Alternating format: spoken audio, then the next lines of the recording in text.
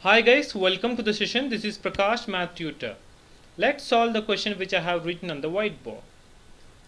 Given Ashok invested rupees 26,400 on 12% and rupees 25 shares of a company. If he receives a dividend of 2,475, we need to find the number of shares he bought and the market value.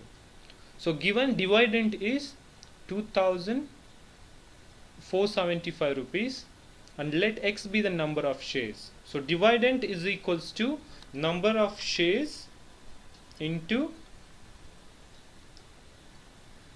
the face value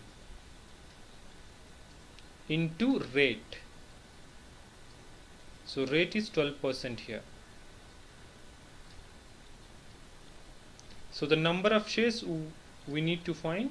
So dividend value is 2,475. So number of shares, the face value is x. So 25x into 12%. 12% can be written as 12 by 100. So if you simplify this, we'll get 300x divided by 100. So 2,475 is equals to 3x and x is equals to 2,475 divided by 3, which is 825. So we can conclude that the number of shares he bought is 825.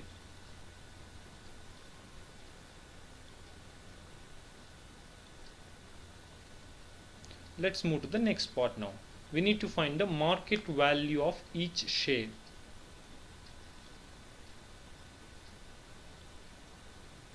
The market value of each share. The market value of each share equals to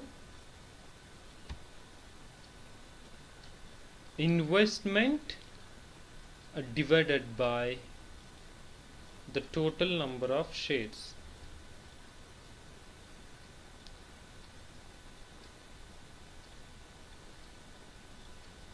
So the total number of shares we got 825 and the invested amount is 26,400. So 26,400 divided by 825. So if we divide that, we'll get 32. So the market value of each share is 32 rupees.